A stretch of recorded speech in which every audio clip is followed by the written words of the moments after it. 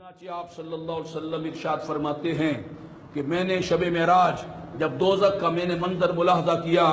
تو میں ایک ایسی قوم پر میرا گزر ہوا، میں نے دیکھا کہ ان کے سامنے بہترین لذیذ گوشت رکھا ہوا ہے، خوشبودار، اور دوسری طرف سڑا ہوا بدبودار گندا گوشت رکھا ہوا ہے۔ وہ پاکیزہ لذیذ بہترین گوشت کو چھوڑ کر اس گندے سڑے ہوئے بدبودار کو گوشت کو کھا رہے ہیں۔ میں نے جبریل سے کہا یا جبریل من ہؤلائی، اے جبریل یہ کون لوگ ہیں کہ جو اچھے پاکیزہ خوشبودار گوشت کو چھوڑ کر بدبودار سڑا ہوا گندا گوشت کھا رہے ہیں؟ جبریل امین نے عرض کی ہؤلاء الذین یترکون الحلال ویأکلون الحرام، یہ وہ لوگ ہیں جو حرام کھاتے تھے اور حلال کو چھوڑ دیتے تھے۔ اب اس سے وہ لوگ سبق حاصل کریں جو آج حرام روزی کما رہے ہیں، سود کا لین دین جسے پروفٹ کا نام دے دیا گیا ہے، رشوت کا لین دین جسے گفٹ کا نام دے دیا گیا ہے، ملاوٹ اور ڈنڈی مارنا اس کو فن کا نام دے دیا گیا ہے، دھوکہ فراڈ کرنا اس کو چالاکی اور ہوشیاری کا نام دے دیا گیا ہے، چوری کرنا ڈاکہ ڈالنا اسے پیشہ بنا لیا گیا ہے، جوا کھیلنا اور یتیموں غریبوں کے مال کو، جائیداد کو، زمینوں کو، پلاٹوں کو، دولت پر قبضے جمانا یہ فیشن بن گیا ہے۔ آپ ذرا غور کیجئے، میرے آقا صلی اللہ علیہ وسلم ارشاد فرماتے ہیں کہ جس کا گوشت حرام سے اگا ہو تو وہ آگ سے بہت زیادہ قریب ہے۔ قریب کا معنی کیا ہے؟ علماء فرماتے ہیں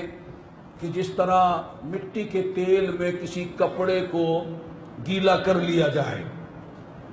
اور اس کو آگ دکھائی جائے، وہ سوکھے کپڑے کی نسبت یہ آگ کے زیادہ قریب ہوگا،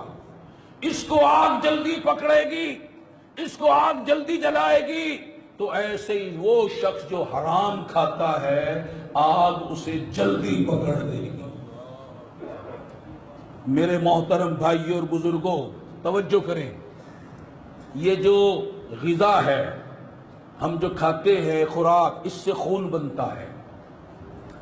اور اس خون سے گوشت بنتا ہے، اور یہ خون بدن میں رواں بھی رہتا ہے اور گوشت بھی بنتا ہے۔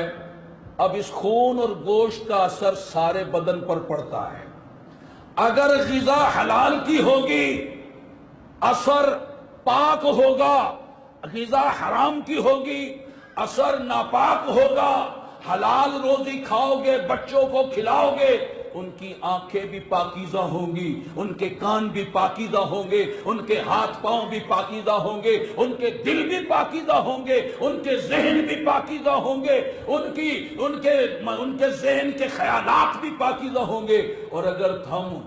اپنے بچوں کو حرام کھلائیں گے، خود حرام کھائیں گے، اپنے گھر والوں کو حرام کھلائیں گے، حرام کھائیں گے، تو پھر یہ آنکھیں بدنگاہیاں کریں گی، پھر یہ کان گانے باجے سنیں گے، پھر ان ہاتھوں سے سود کا لین دین ہوگا، پاؤں گناہوں کی طرف چلیں گے، دل کے اندر گندے خیالات ہی ہوں گے، ذہن میں گندے خیالات ہی ہوں گے، پھر بندہ گناہوں کی طرف لپکے گا۔ سرکار صلی اللہ علیہ وسلم فرماتے ہیں جب ابن آدم کے پیٹ میں حرام کا لقمہ پڑا تو زمین و آسمان کے سارے فرشتے اس پر لعنت بھیجتے ہیں۔ اگر وہ اسی حال میں مر گیا کہ وہ حرام کا لقمہ اس کے پیٹ میں تھا، فما واہ جہنم،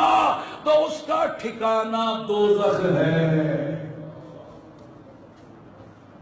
تو خدا را اس حرام روزی سے توبہ کر لیجئے۔ آج تو اس سے آنے والی آمدنی اچھی لگ رہی ہے مگر اس کا انجام بہت برا ہے۔